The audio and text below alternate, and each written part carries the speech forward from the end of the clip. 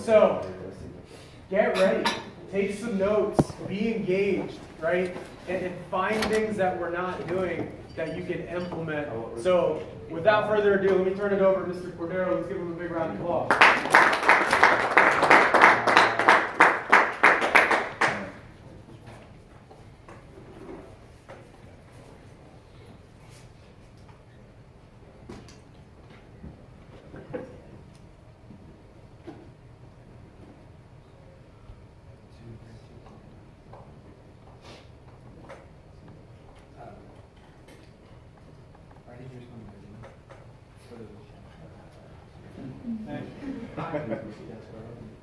All right, cool. So now that I have, I think, 20 minutes to speak, so let's dive in. So I'm going to talk about building your summer district. And what's interesting, I was hanging out last night with some of the boys, and around some beverages, we were discussing how they were like bringing it up. They were like, "Yeah, you made like, Andrew, he's like, you made like 30 grand off of me so far." And I'm like, "Yeah." And it was like, Brent's like, "Oh, and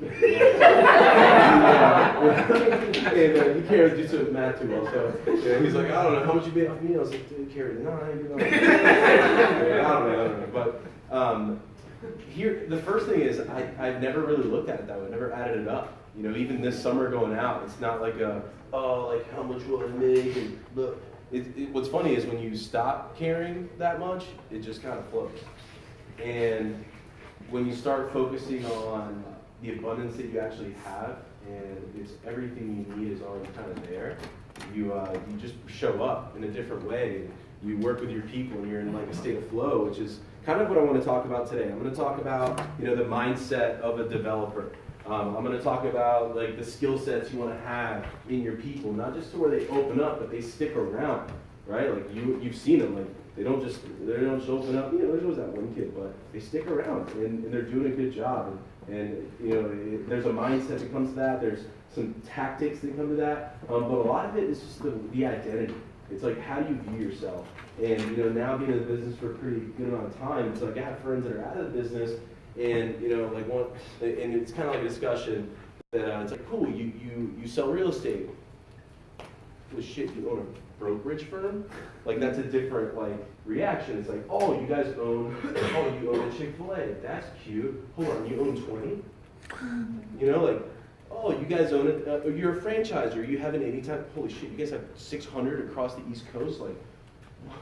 So how do you view yourself? How do you want to show up in conversation when you're not around? What are people going to say about you? And I wanted to have that type of shock factor where it's like, yeah, I was wondering, it was like, as a DM, I'm like, what do I do so live? Like, it didn't have a bright ring, my friends saw that I was flossing, and they're like, it's still nice, bro. Like, come on. Well, what do you do? What's your job? Yeah, that flossing is like what I do all the time. No. Okay, so here's the thing. It's like, how do you view yourself, and what is your job, right? Well, I recruit and I develop managers for a cutlery company. What's the company? Cutco. Oh my God, the knives, yes, right? I recruit and I develop managers for a cutlery company. Like, what is your job, right? That is what we do, and that's what we get paid big bucks to do. Way more than overrides. It's really cool being in Tallahassee. The expenses weren't that big, but also making fat overrides. Last summer, it's kind of bad, but last summer, it's I didn't really care about the sales report. SE2, I was like, cool. I made that in my commissions. That was your sales report. That was my commissions from all the development. Not knocking bad TPO, but when you've got a big squad and that's the way. That's what you focus on, right? Some of these guys, it's been 3 years in the running. I've been working with Andrew since he was a freshman at Florida State. Brent Boyd came with long hair, that selfie picture. I got him 3 months after that. I was like, Brady, cut your hair if you're gonna go branch, right? I wrote his letter of intent. I wrote his letter of intent. In Olean, I was like, dude, you're going branch.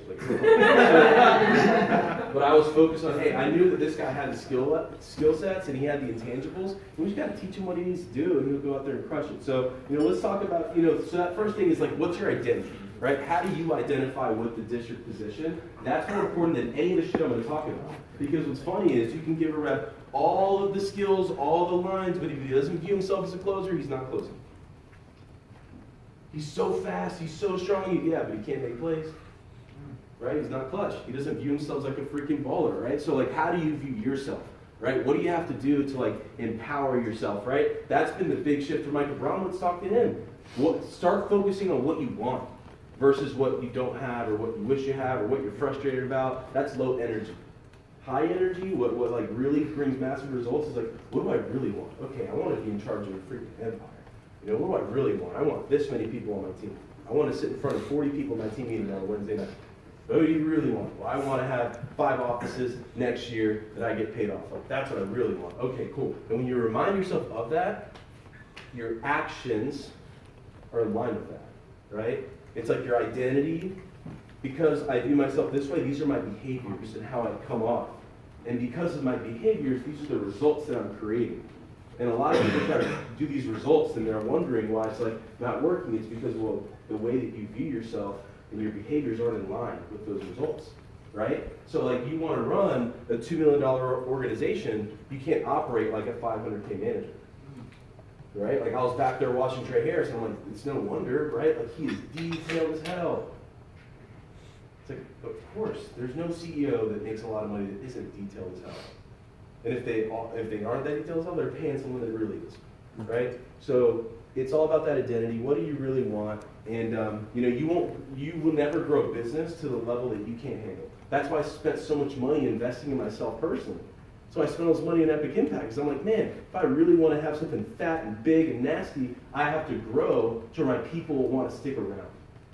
Because if they start feeling like they're growing more than you, which happens in the non-summer in TLA, because they have book assignments, if they think they're growing more than you, they're riding out. They don't think they can learn that much from you anymore.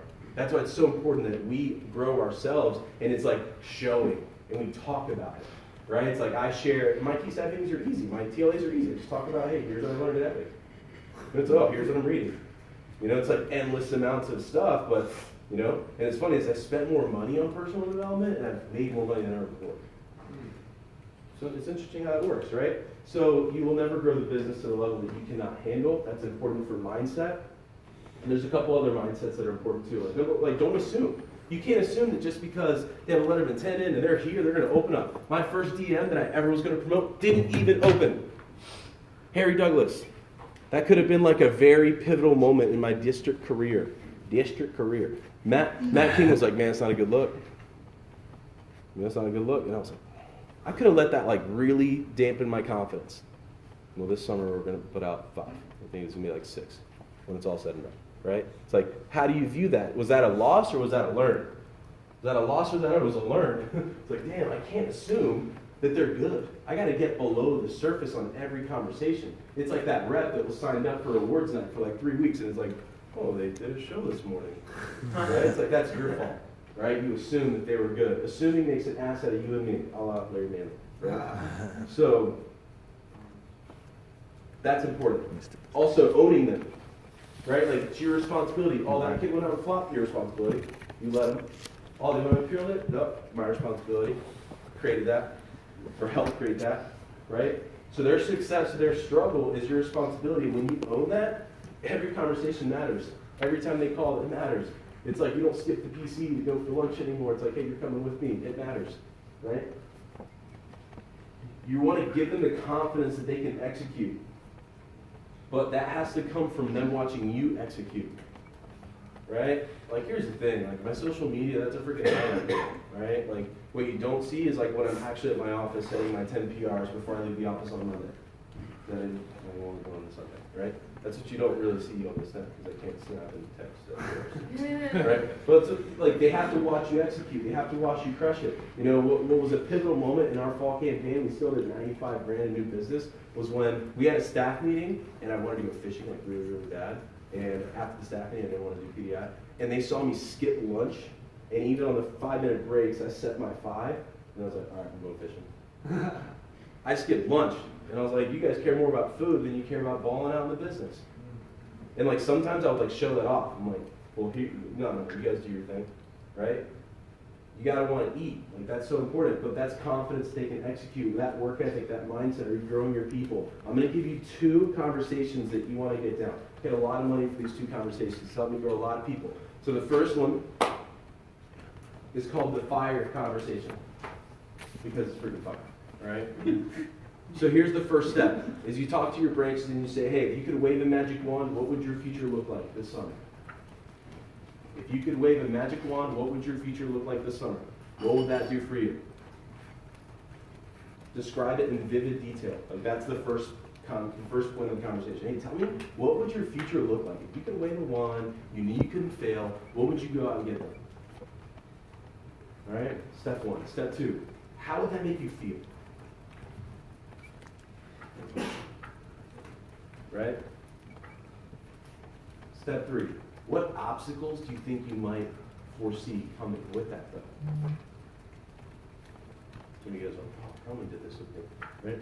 What obstacles would you see that might come, right? What's this doing? Like that question, that's not part of the question, but this question right there, like what obstacles do you foresee, right? What might happen that could get in line with that? What am I preparing for? Yeah, troubleshooting, situational, like, okay, well, you know that's not going to be easy, right? So like, what might happen? What could happen? And then once they list them out, then you say, okay, what are 3 things you can do if that happens? And then what about when this happens? This is like pre-cap. I'd be having this conversation all the time.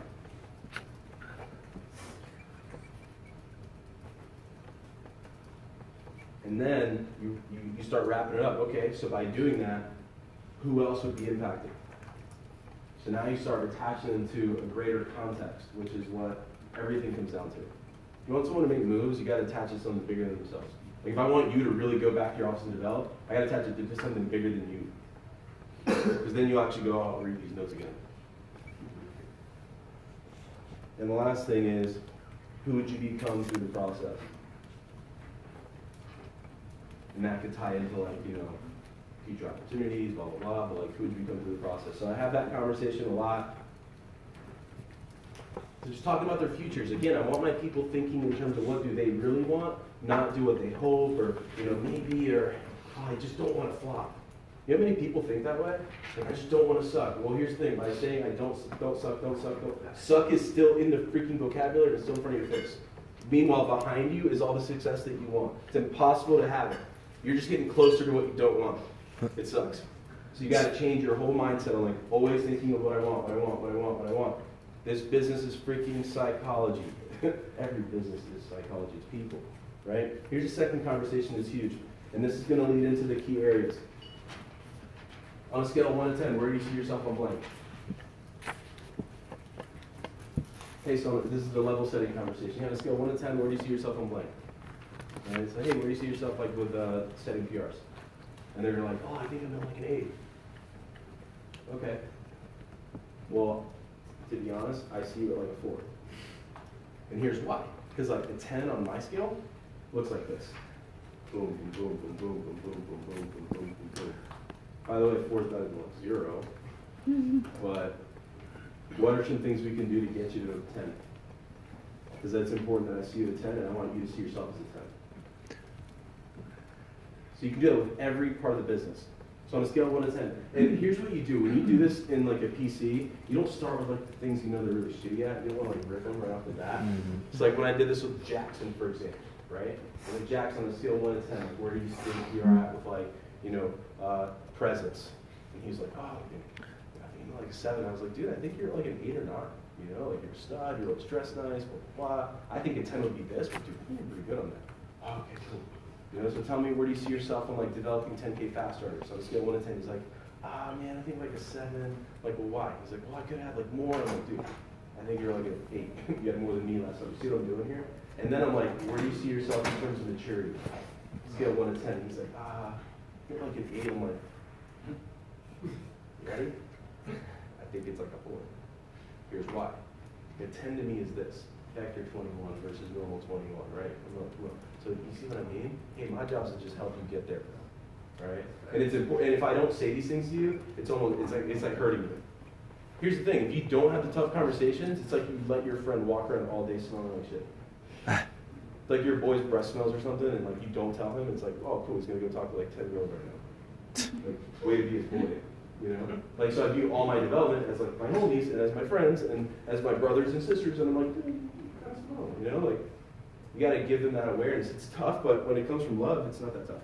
Okay? So, good stuff so far? Yeah. All right, just making sure. So that 1 to 10 conversation, these are the 3 key areas. I was reviewing my notes from last year when I did this, there was like 7. Like 7 things you had to know if you were under a branch. Like if you know these 3 things, like you could run an office. Like you know how to get people in the door? You know how to get people in the door? All right, cool. Anywhere, no school, doesn't matter. You got a PR program, Facebook, whatever. You understand that? Do you know how to run a decent training?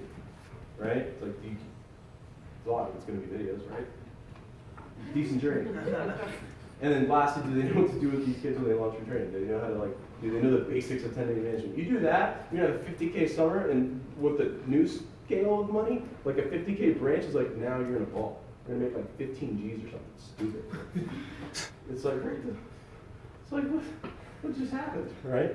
So it's really not that tough, like just simplify it. So, right, I have this conversation with the PR program. So let me talk about PRs for a little bit. Number 1, you have to practice it, you've got to own it for sure. You've got to own it. Like if I am not in my office all week long, I'm going to set my 10 PRs. And what's crazy is I started doing it, and if you look at like Tampa New Biz Quantums, like we started off simple. And then I started doing it after Olean, right? Because Scott and Jet and Larry were like, oh, well, you know, it's like, okay, you guys want to see it, right? But they asked me, they're like, how important do you think it'd be for your people, right? Like if they can see like that that's the one thing you don't stop doing, like what's gonna happen to them this summer? Yeah, I guess you're right. So like that's the one thing in my schedule first before everything. Was getting my PR set. I started doing it. The first week I did it, we launched 6 kids that I set. I set like 15 and we launched 6 of them. I'm like, what? Like all you guys, I didn't run their interviews or anything. I just set them up on a Monday, from the office. I was just there a little bit later that day. Like Monday I just grind, Tuesday I kind of chill, and Wednesday also, and Thursday, Friday, training. Schedule's awesome, right? But Monday I'm in there. And I'm like, I go in on Thursday, I'm like, oh, yeah, I said, what's your name? Oh, interesting. We launched 6 of them, and I was like, okay, this is just, because I was setting kids that would normally not get set or wouldn't get called, and they were showing at a higher rate, and I also had like a little one-on-one connection with them. What's crazy is 2 of them are here, and they're going to be assistant managers this summer. And it was only, I set like 29 PRs for the month of November. So it wasn't like a crap ton, but still decent. It's like, what, 7 a week average or something like that? So you just got to start somewhere. Practice. Is there an agreed amount weekly that they are doing? Here's the thing. We don't have APR callers. You now have a new receptionist team. It's your development candidates. And you do the Sunday schedule that Trey Harris talked about. They work for 3 hours on Sunday. And you manage it like a PR calling shift. They're your new team. You check their stats every week. You're sending out text messages. You're checking interview shows. You're messaging them up and saying, hey, nice job on your show. Oh, really? What was it? Oh, dude, here's how you check, first of all. And 2, here's what it is. Also, do they know what good or bad is? Sometimes they don't. Don't assume. Oh, I had 2 shows. Like, well, how many did you have set? Like, do they know what's good or bad, right? And then I like to test them weekly on knowing key result numbers. So between now and the summer, it's like, okay, so what's a good PR show? What's a good show to training? Okay, what's a good launch? Okay, so they know what's bad and what's good. A lot of times we assume that they know that. They don't. They don't even know how to look at reports to do that. So, I mean, if you're not doing staff meetings where you're showing them and actually making someone pull the reports up, they don't know how to do it. They don't. And I remember having calls with PSM candidates, like whenever I was going to be successful by someone else or whatever, and they were going to take over, and they're like, oh, give me like 3 tips on how to be a great PSM. Like, do you first of all know how many PRs you set last summer and how many you showed? How do I do that? I'm like, PSM candidates. Right, not in here, but it's been a couple years. But damn, you'd be surprised on how people don't know how to look it back to their life. Okay, so PRs is pretty much what it comes down to. Is there a weekly amount? Is there a weekly number that they're hitting? 2-day training. Here's what I'd say about the seminar. Just make sure they watch you. That's it. And can you let them each run a section at least before they go out? Having live role play of key sections is important, specifically the PR talk. So in 2 of my last 7 TLA sessions, we're going to 7 weeks left. I took up the Munich one. In 2 of those 7, we're role playing the PR talk on day 2 because they have to get 100 names per person for it to actually work. Okay, so that's role played. Can you set up like the Southwest region? Here's what they're doing. they are like making a second seminar during the week to have like 2 people that they can train. So it's like you've got your normal training that you're running, you know, Thursday, Friday, and then you maybe set up another one where you can launch someone like on Tuesday, Wednesday. And you set like 4 people for it, not your best ones. You have like 1 or 2 show, and they get an opportunity to train that person over 2 days. That is going to give them so much more confidence. Like a lot of branches don't ever run a training before they go out. But giving that opportunity, even if they fall on their face, right? Now they know how bad they suck, and they're going to train their ass off between now and the summer. It's like that. Yeah. So set up like a small training. Well, it's like what we do with the interview, right? It's like, oh, we'll side interview on like a Friday morning or something. Just crank someone, right? But they get up there and they're like, dang, like that was hard. It's like, yes, you need to practice. And then the next week you give them some good people and they start killing it, right? So that's the seminar. And the 10-day management stuff, here's what it comes down to there. Give them a very detailed outline of what you expect for the Munich week. Very detailed outline on what you expect of Munich week. Like all my people know what they're doing in that week of Munich already. Like talked about our staff meeting. Okay, so you're running advanced training, you're running the team meeting, you're doing PDI on these 2 days, you're doing PDI on these 2 days, right? So they know what's going on, and then the schedule's being made. It's going to be out probably the next 2 to 3 weeks, so they know what they're doing, and they can start preparing for that.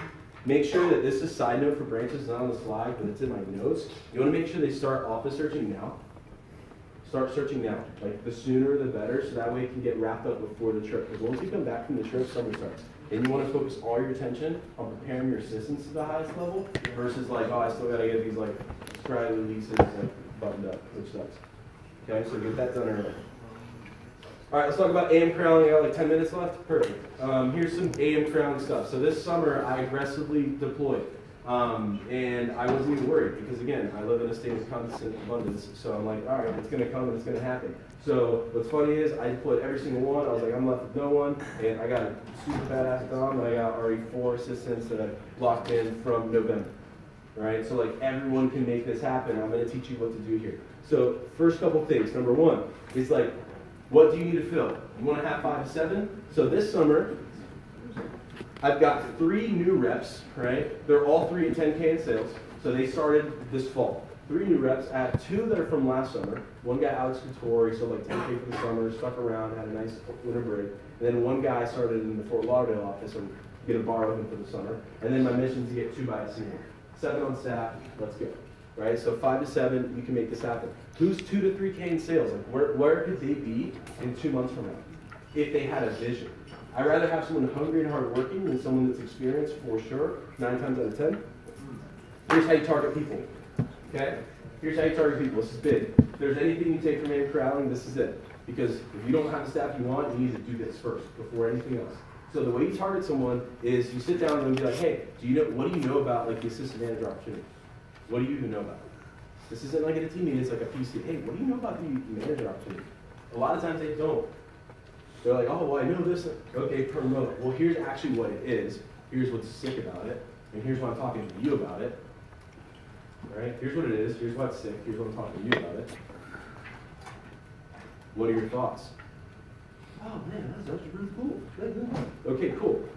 Let's get it. Here's what we need to do. And you coach them. And that's the person that you make sure that if you can only have 3 PDI calls all week, those are the 3. There's only 3 people that see you face to face, those are the 3.